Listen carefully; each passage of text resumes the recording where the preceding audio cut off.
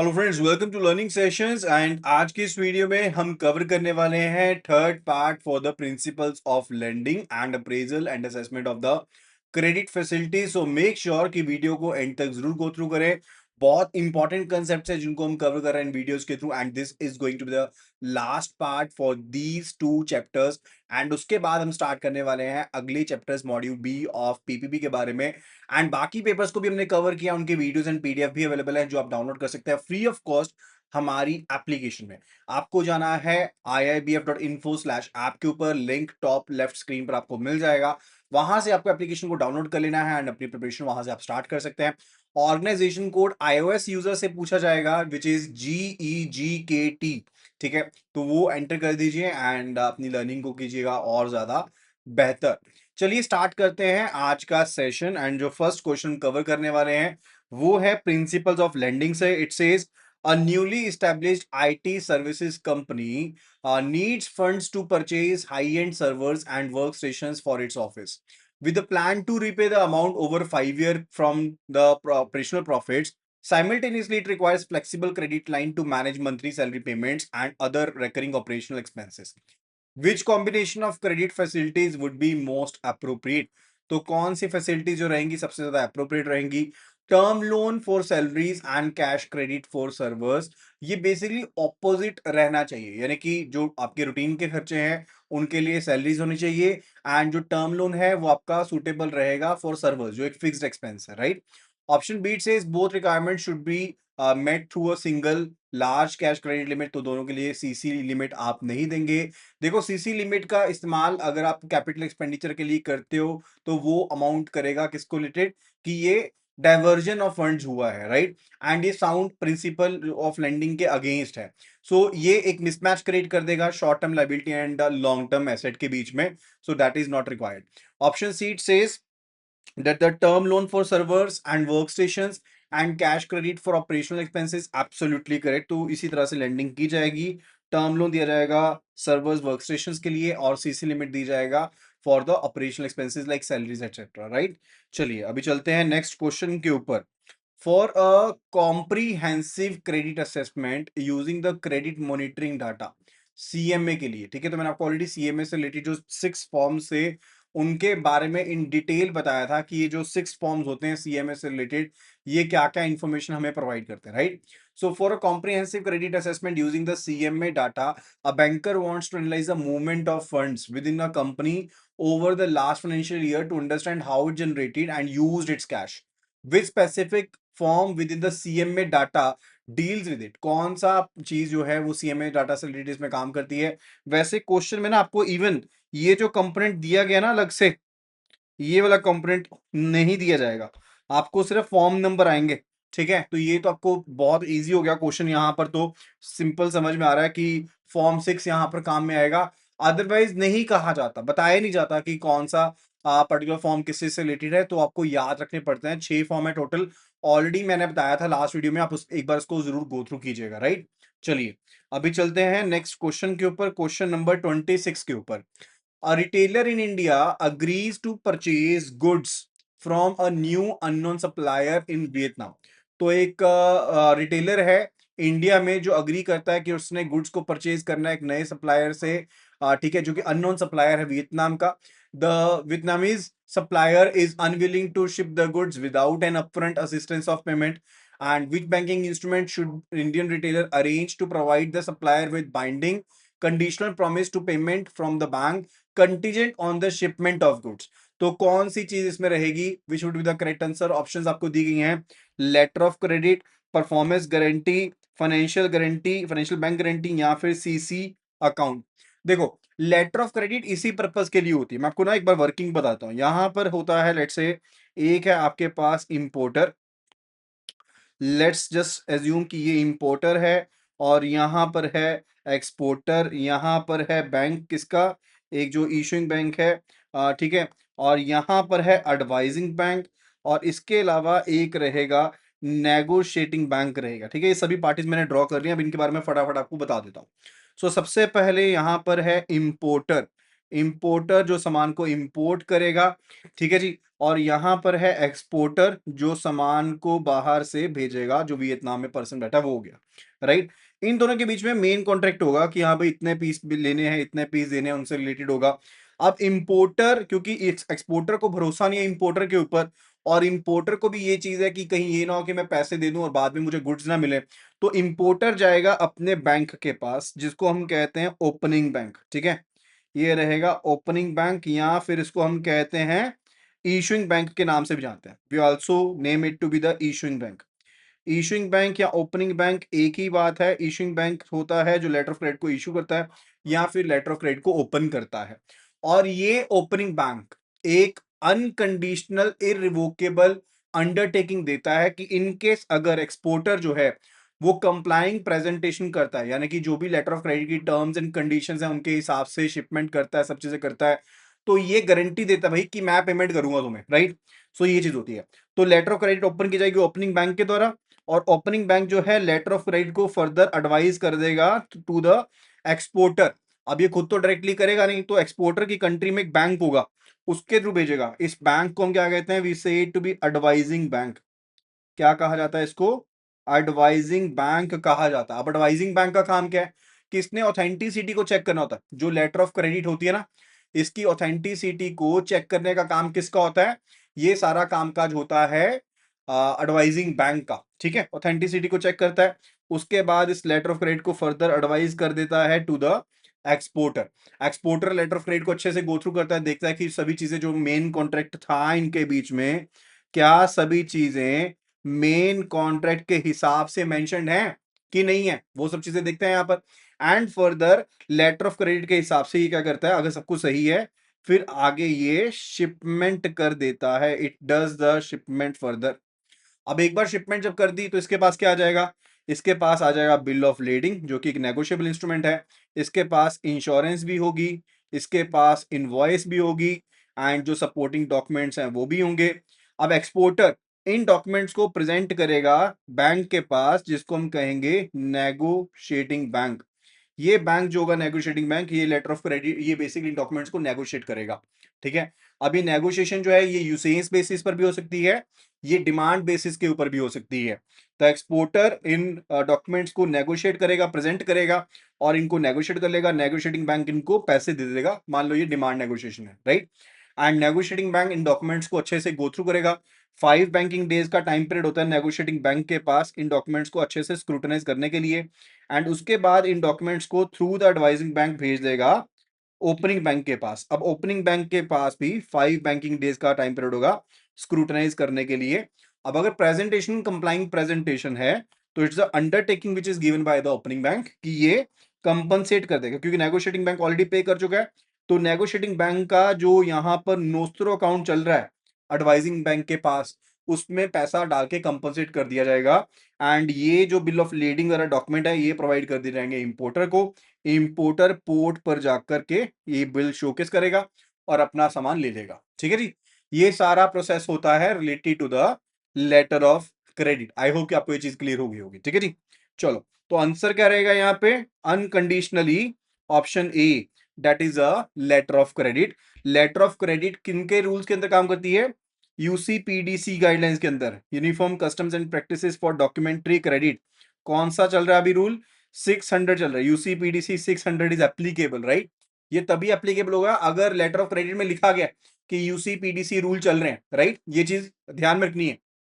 और जब भी जो भी बैंक बीच में आते हैं, लाइक ओपनिंग बैंक है, एडवाइजिंग बैंक है, नेगोशिएटिंग बैंक है, they are not concerned about the goods, they are always just looking into the documents. तभी इसको डॉक्यूमेंट्री क्रेडिट कहा जाता है। That is why this is said to be the documentary credit, right. इसको documentary credit कहा जाता है। This is not said to be कि हम यहां पर गुड से डील करते हैं, तो बैंक कभी भी गुड से डील नहीं करते हैं, सिर्फ और सिर्फ डॉक्यूमेंट के साथ डील करते हैं, राइट। तो आंसर जो रहेगा दैट इज ऑप्शन ए। चलो अभी चलते हैं नेक्स्ट क्वेश्चन के ऊपर। So it says in the detailed cost of project statement for a new factory, amount of rupees 50 lakh is allocated for expenses। 50 lakh का जो एक अमाउंट है उसे एलोकेट कर दिया गया है toward the expenses such as company incorporation fee, right? And further related to feasibility study cost and initial administrative salaries incurred before commercial production begins, right? How are these costs categorized in the project appraisal? तो project appraisal में ये cost किस तरह से count की जाएंगी उनके बारे में हमने बताना है। देखो, तो इनको हम क्लासिफाई करेंगे किस तरह से। ये कॉस्ट जो हुई है ये कैपिटल एसेट की तरफ नहीं हुई है, ये बेसिकली नेसेसिटी है, एक नेसेसरी कॉस्ट है जो प्रोजेक्ट को स्टैब्लिश करने के लिए हुई है, राइट। सो इनको हम क्लासिफाई करेंगे preliminary and pre operative expenses के तौर पर in the cost of project statement, right. अब प्रीलिमिनरी एक्सपेंसेस क्या होती हैं? These are the one time cost, like incorporation, feasibility study करनी है या प्रोजेक्ट रिपोर्ट प्रिपरेशन करनी है, वो प्रीलिमिनरी कॉस्ट है।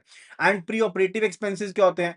Pre operative expenses recurring cost होती है जो ड्यूरिंग द इंप्लीमेंटेशन फेज होती है, लाइक एडमिनिस्ट्रेटिव एक्सपेंसेस है, अब वो तो बार बार पे करनी पड़ेंगी, आईडीसी है, इंटरेस्ट ड्यूरिंग कंस्ट्रक्शन है, रेंट हो गया, यूटिलिटीज हो गया, जो प्रोडक्शन से पहले का है, राइट। सो इसको प्रोजेक्ट कॉस्ट का पार्ट माना जाता है फाइनेंसिंग पर्पसेस के लिए, एंड कैपिटलाइज किया जाता है एंड अमोर्टाइज या राइट ऑफ भी किया जाता है आफ्टर सम पर्टिकुलर टाइम, जब प्रोजेक्ट आपका ऑपरेशनल हो जाता है अकाउंटिंग की टर्म्स के हिसाब से या टैक्स की टर्म्स के हिसाब से।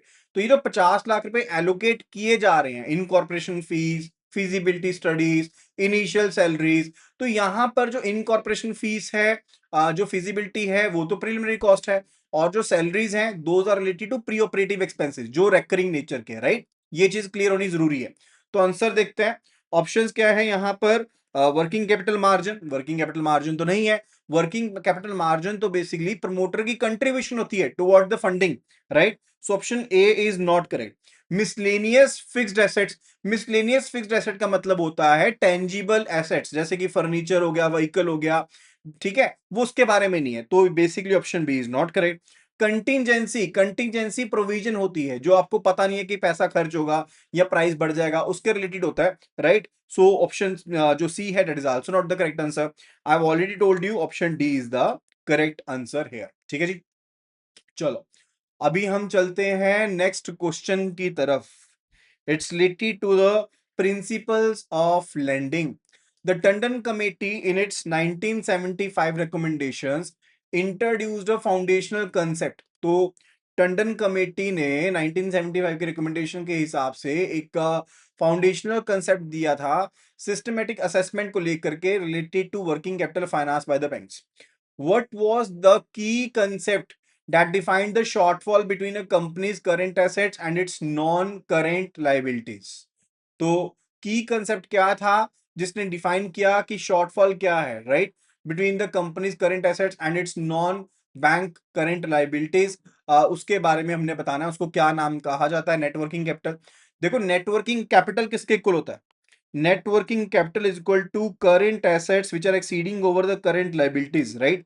वो बेसिकली आपका डिफाइंड नहीं था, टंडन कमेटी में के हिसाब से डिफाइंड नहीं था, तो ऑप्शन ए तो करेक्ट नहीं है। Option B gross working capital, जो कि टोटल करंट एसेट्स होते हैं उसको कहते हैं gross working capital, that is also not the correct answer. Working capital gap, absolutely यही चीज तो यहां पर कही जा रही है कि if you basically do subtract like total current assets में से मैं current liabilities other than bank borrowings को सब्ट्रैक्ट कर दूंगा, यही चीज कही ना, नॉन बैंक करंट लाइबिलिटीज बोली गई है, shortfall between companies current assets and it's non bank current liabilities, तो वो क्या रहता है? That is a working capital gap, right. And मैं ऑलरेडी आपको बहुत बार बता भी चुका हूं कि मेथड 1 में जो मैक्सिमम एमपीबीएफ रहता है वो कितना रहता है? That is 75% of the working capital gap. तो उसका फॉर्मूला रहता है working capital gap minus 25% of margin of working capital gap, ये रहता है, ठीक है। और मेथड 2 के हिसाब से क्या रहता है? It is working capital gap and 25% of the total current asset is the margin. ये चीज मार्जिन है, ये वाली भी और ये वाली भी, दोनों मार्जिन है यहाँ पर, राइट। सो आंसर क्या रहेगा? Answer is option C for this question. Now let's move toward the next question 29, right? It says a financial analyst is calculating the DSCR। तो एक फाइनेंशियल एनालिस्ट है जो कि DSCR को कैलकुलेट कर रहे हैं to evaluate a term loan proposal। The correct formula is critical for an accurate assessment, which of the following numerator correctly represents the funds available for servicing the term debt। बहुत आसान सा question है देखो डीएससीआर होता है simple सा formula, DSCR debt service coverage ratio, ideal जो रहता है 2:1 रहता है, and that must be equal to profit after tax PAT जिसको हम कहते हैं, एंड आपका जो नॉन कैश एक्सपेंस है डेप्रिसिएशन का, प्लस उसमें एनुअल इंटरेस्ट भी आप साथ में शामिल करते हो, डिवाइडेड बाय जो भी आपका एनुअल इंटरेस्ट है जो आपने पे करना है वो, एंड प्लस जो प्रिंसिपल इंस्टॉलमेंट्स आपने पे करनी है वो सब यहां पर बन जाएंगी, right. So this is the follow. तो न्यूमरेटर में क्या रहता है, profit after tax, depreciation and जितनी भी इंटरेस्ट पेमेंट्स हैं वो सभी रहेंगी। सो अकॉर्डिंगली अगर हम देखें तो option B is the correct answer. And जो फॉर्मूला यहां पर बेसिकली डिजाइन किया गया वो मैंने आपको ऑलरेडी बता दिया है that what it is, right. ठीक है जी। एंड जो यहां पर ऑप्शन सी दी गई है ना कि आप नेट सेल्स में से कॉस्ट ऑफ गुड्स सोल्ड को सब्ट्रैक्ट कर दोगे, what will be having then, अगर नेट सेल्स में से कॉस्ट ऑफ गुड सोल्ड को निकाल देंगे तो we will be having the gross profit. So this is equal to gross profit. ये ग्रॉस प्रॉफिट का फॉर्मूला बन गया आपके पास। ध्यान रखेंगे, देखो बाकी ऑप्शंस को देखना भी जरूरी होता है, इट्स बेसिकली रिक्वायर्ड, राइट, कि आपको थोड़ा सा पता हो कि बाकी ऑप्शंस भी क्या क्या है। चलो अभी चलते हैं नेक्स्ट क्वेश्चन की तरफ। So it says a banks board is reviewing it's comprehensive credit management policy. तो बैंक का जो बोर्ड है उनकी कॉम्प्रिहेंसिव जो क्रेडिट मैनेजमेंट की पॉलिसी है उनको रिव्यू कर रहे हैं, so as to ensure it aligns with regulatory expectations, कि रेगुलेटरी एक्सपेक्टेशंस के पैमाने पर हम प्रॉपरली काम कर रहे हैं। The policy covers capital adequacy norms. जो पॉलिसी है वो कैपिटल एडिक्वेसी नॉर्म्स को, रिस्क प्राइसिंग को, एक्सपोजर नॉर्म्स को, लोन रिव्यू मैकेनिज्म को कवर कर रही है। Which of the following is the operational lending decision rather than a high level component of the credit management framework itself। कौन सी जो चीज है वो ऑपरेशनल लेंडिंग डिसीजन से रिलेटेड है rather than high level component of the credit management framework से related है, उसके बारे में हमने बताना है। देखो सबसे पहली चीज है कि हाई लेवल जो कंपोनेंट्स होते हैं क्रेडिट मैनेजमेंट के वो क्या क्या है। कैपिटल एडिक्वेसी नॉर्म्स के बारे में अगर समझें तो रेगुलेटरी कंप्लायंस क्या कहती है, बेसल के साथ है या आरबीआई की कैपिटल रेशियोज उनके हिसाब से। Risk pricing is basically to methodology जो कि आपकी लिंक्ड है रिस्क प्रोफाइल से रिलेटेड है, इंटरेस्ट स्प्रेड से रिलेटेड है। एक्सपोजर नॉर्म्स की बात करें तो it's basically related to limit जो आप सिंगल या ग्रुप बोरोवर के ऊपर डालते हो या सेक्टरल कैप लगाते हो, लाइक इस सेक्टर को इतना मैक्सिमम लोन दे सकते हैं, इंडिविजुअल को मैक्सिमम इतना लोन दे सकते हैं, उसके बारे में। एलआरएम की बात करें तो वो इंडिपेंडेंट मॉनिटरिंग से रिलेटेड है, यानी कि जो कोई भी क्रेडिट फैसिलिटी आपने सैंक्शन करी है उसकी क्वालिटी को आप इंडिपेंडेंटली मॉनिटर कर रहे हो, that is covered under the loan review mechanism. वो चीज आपकी किसके अंदर कवर होती है, लोन रिव्यू मैकेनिज्म के कवर अंदर कवर होती है। एंड अगर हम ऑपरेशनल लेंडिंग डिसीजन की बात करें, when we are talking about the operational lending decision, तो we are talking at the transactional level. हम ट्रांजैक्शनल लेवल के ऊपर बात कर रहे हैं, यानी कि मान लो कि हमने डिसाइड करना है कि हमने एक स्पेसिफिक जो लोन प्रपोजल है क्या हमने उसको एक्सेप्ट करना है या फिर उसको रिजेक्ट करना है। यानी कि एक होता है पॉलिसी लेवल जो आप पूरे पोर्टफोलियो लेवल के ऊपर कर रहे हो, एक होता है ऑपरेशनल लेवल यानी कि जब आप सिंगल लोन के बारे में बात कर रहे हो, राइट। अब मुझे मान लो सिक्योरिटी मार्जिन कितना चाहिए एक बोरोवर से, वो पॉलिसी लेवल थोड़ी ना, वो तो ऑपरेशनल लेवल के ऊपर है। अगर मुझे रीपेमेंट शेड्यूल को फिक्स करना है एक पर्टिकुलर टर्म लोन के लिए, वो भी ऑपरेशनल लेवल के ऊपर है। अगर मुझे ड्राइंग पावर को फिक्स करना है related to working capital loan account, तो वो भी पॉलिसी लेवल से रिलेटेड नहीं है, ट्रांजैक्शनल लेवल से रिलेटेड है। तो कुछ एक डिसीजन जो होते हैं वो ऑपरेशनल डिसीजन होते हैं, कुछ एक डिसीजन होते हैं जो पॉलिसी या फ्रेमवर्क लेवल के ऊपर होते हैं, राइट। अब यहां पर अगर हम देखें, ठीक है, यहां पर अगर हम देखें कि जो आपको चीजें बताई गई हैं like capital adequacy norms, risk pricing, exposure norms, loan review mechanism, ये सभी किससे रिलेटेड है, these are related to the policy level. ठीक है, ये पॉलिसी लेवल से है, इंडिविजुअल लोन प्रपोजल से रिलेटेड नहीं है ये। ठीक है, जो लिस्टेड आइटम्स हैं, ठीक है, ऑपरेशनल डिसीजन जो होता है वो बेसिकली इंडिविजुअल से रिलेटेड होता है, लेकिन जो कैपिटल एडिक्वेसी है, रिस्क प्राइसिंग है, एक्सपोजर नॉर्म्स है, लोन रिव्यू मैकेनिज्म है, ये आपके पॉलिसी लेवल फ्रेमवर्क लेवल से रिलेटेड है, right. Now let's have a look at the options. Setting the banks overall exposure limits for the real estate sectors. देखो अगर आप एक्सपोजर नॉर्म को सेट करना चाहते हो रिलेटेड टू सेक्टर, वो एक स्ट्रेटेजिक पार्ट हो सकता है, right, so as to manage the concentration risk, because हम एक पर्टिकुलर सेक्टर को कैप कर देते हैं, इस सेक्टर को मैक्सिमम 1,000 करोड़ का लोन जाएगा, नॉट मोर देन दैट। तो हमने अपना कंसंट्रेशन रिस्क को अवॉइड करने के लिए चीज कर दी, राइट। बट यहां पर ये चीज आंसर नहीं रहेगी, because we were to answer कि कौन सी ऑपरेशनल लेंडिंग डिसीजन जो है rather than high level component हो क्रेडिट मैनेजमेंट, उसके बारे में बताना था। तो ये तो हमारा पॉलिसी लेवल है, फ्रेमवर्क लेवल के ऊपर। Option A is not correct. Option B approving a specific 5 crore working capital limit for a single corporate client, absolutely sanction का डिसीजन जो है वो आपका फॉर ऑपरेशनल लेवल के ऊपर रहता है। This is related to operational level. ये जो आपका डिसीजन है ये ऑपरेशनल लेवल डिसीजन है, फ्रेमवर्क लेवल डिसीजन नहीं है। That is why this is the correct answer. Establishing the risk rating methodology, ये भी पोर्टफोलियो लेवल है, ये भी आंसर नहीं है। Defining the bank's policy on asset classification, ये भी आपका पोर्टफोलियो लेवल के ऊपर है। So option B is the correct answer here. Now let's have a look at the question number 31। During the credit appraisal process, during the credit appraisal process, a borrower's proposal is actually run through the bank's credit risk rating model। तो borrower का जो proposal था credit risk rating model से निकाला and जो resulting score था that was below the pre defined threshold for sanctioning the new loans. What is the primary implication of this low score for the credit decision making committee? तो क्या decision रहेगा? The loan must be rejected. देखो लो score जो है definitely वो एक negative indicator है। First option कह रही है कि रिजेक्ट कर दो, राइट, आउटराइट आप बेसिकली रिजेक्ट कर दो विद नो फर्दर कंसिडरेशन। तो लो स्कोर एक नेगेटिव इंडिकेटर डेफिनेटली होता है, लेकिन कमेटी अभी भी कंसीडर करेगी लोन को कुछ एक मॉडिफिकेशंस के साथ। लाइक रिस्क मिटिगेशन मेजर्स का इस्तेमाल किया जा सकता है, डिटेल जस्टिफिकेशन ली जा सकती है, ठीक है, ऑटोमेटिक रिजेक्शन नहीं होनी चाहिए। तो ऑप्शन ए जो हो गया वो हो गया गलत।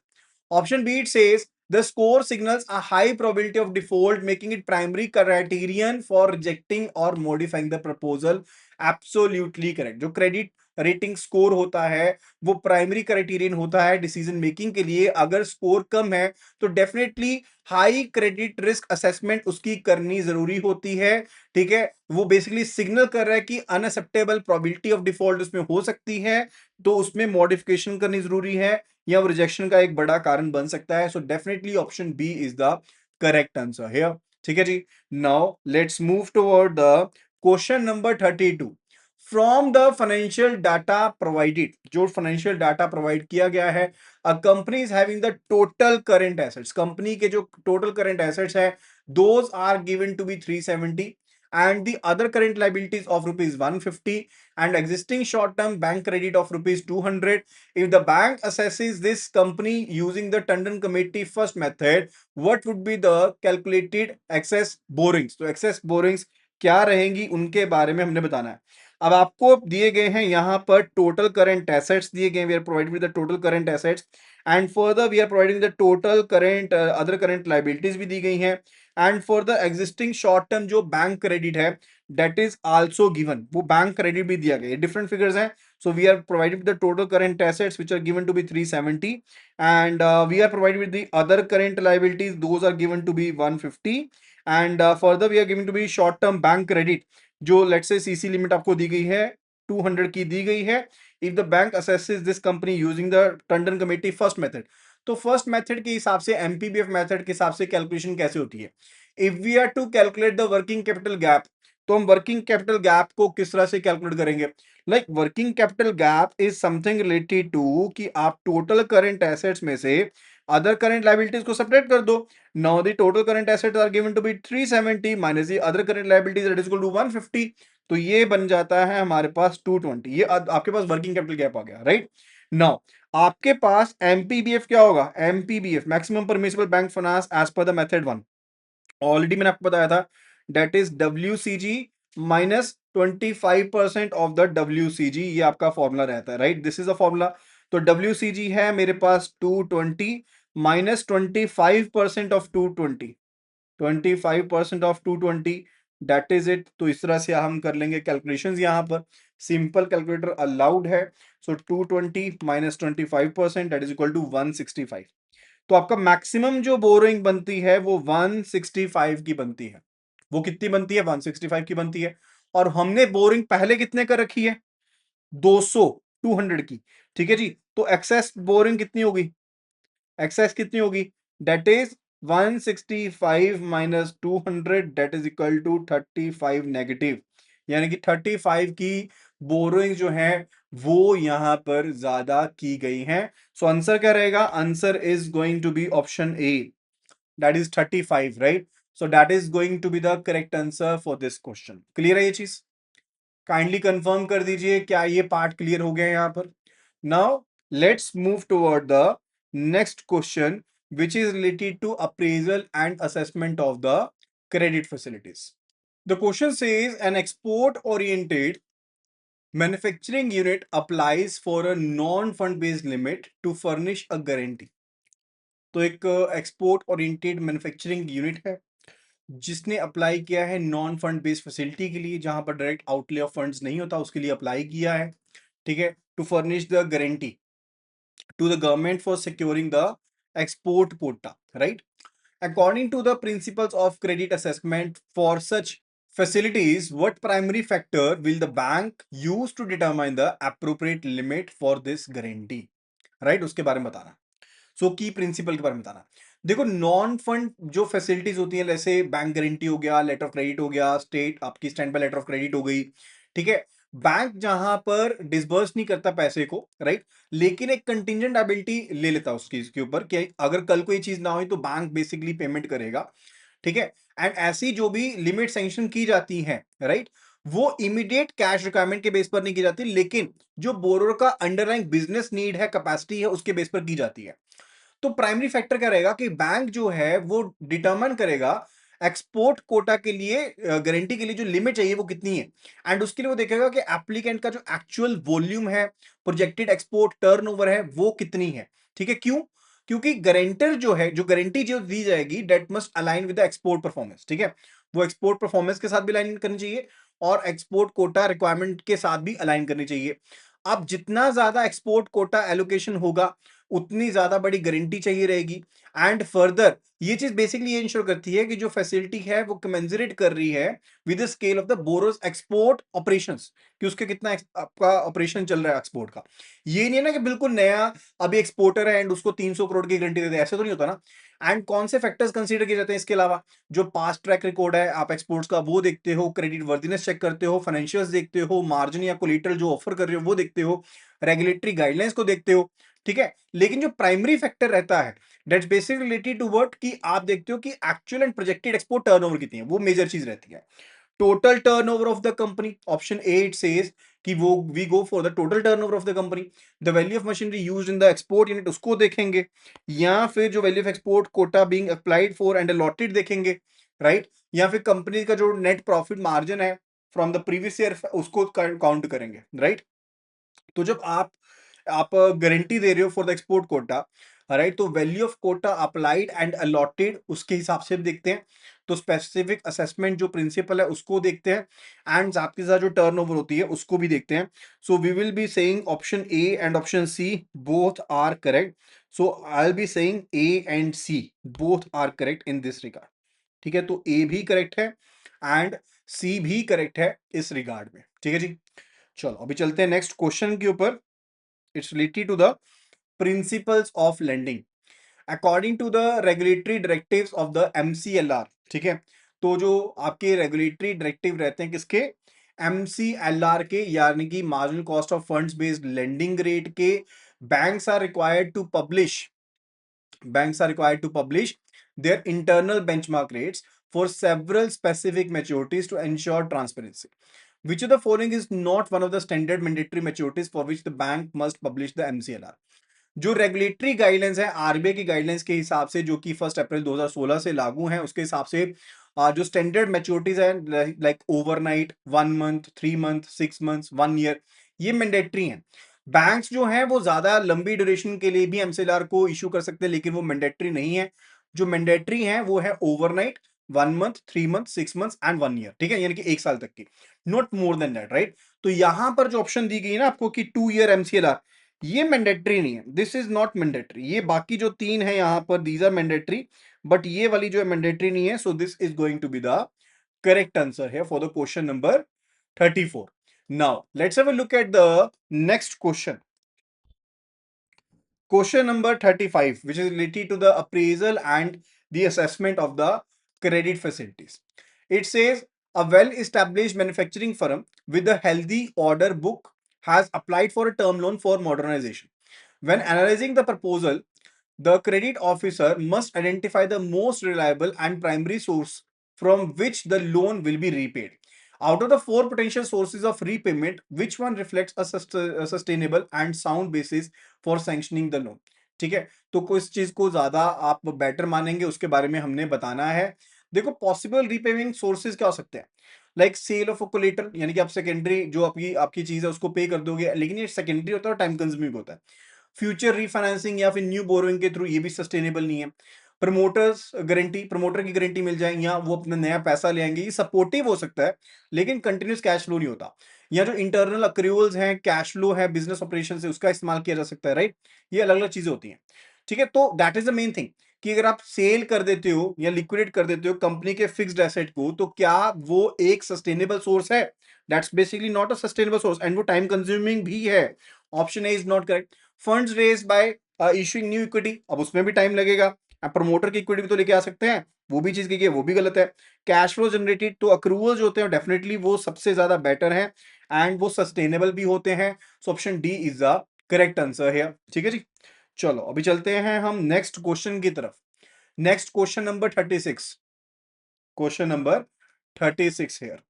So it says a key distinction in bank financing is between the fund based and the non fund based। जो एक की डिस्टिंक्शन रहती है बैंक फाइनेंसिंग की, is between the fund based and non fund based facilities which fundamentally alters the nature of the bank's risk at the time of the sanction। What is the defining characteristic of a non-fund based facility like a bank guarantee or a letter of credit?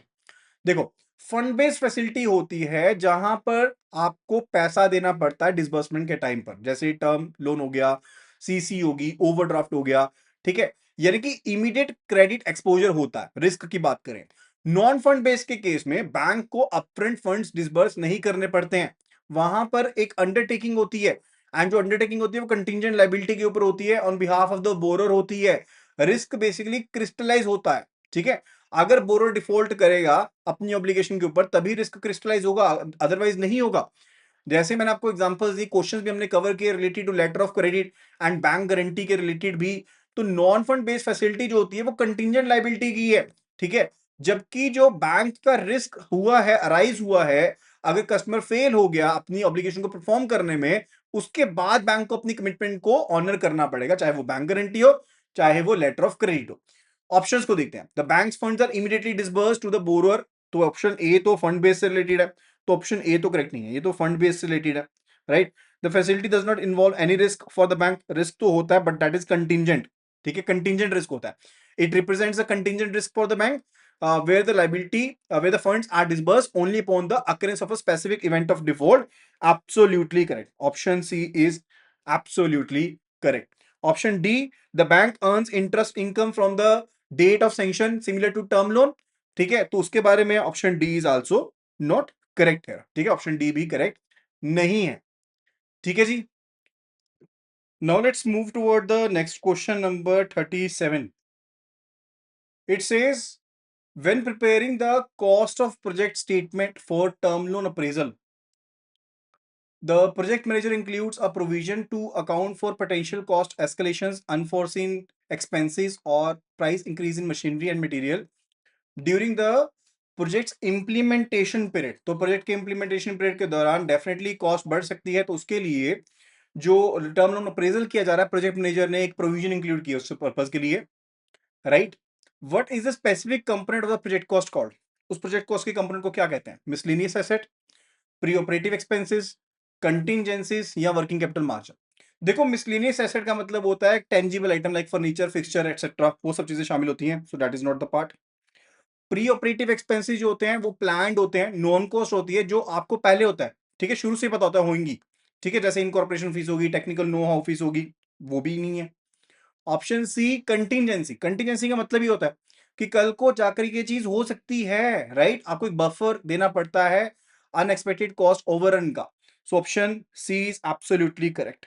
ठीक है जी, working capital margin जो होता है वो promoter की contribution है toward the initial operating cycle. ठीक है, तो that is not the correct answer.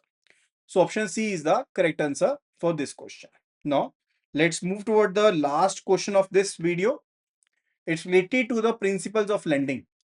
The Nayak committee recommendations simplified the working capital assessment process. तो वर्किंग कैपिटल असेसमेंट प्रोसेस को सिंप्लीफाई कर दिया specific segment of the borrowers के लिए, क्योंकि लिंक कर दिया क्रेडिट लिमिट को उनके टर्नओवर के साथ।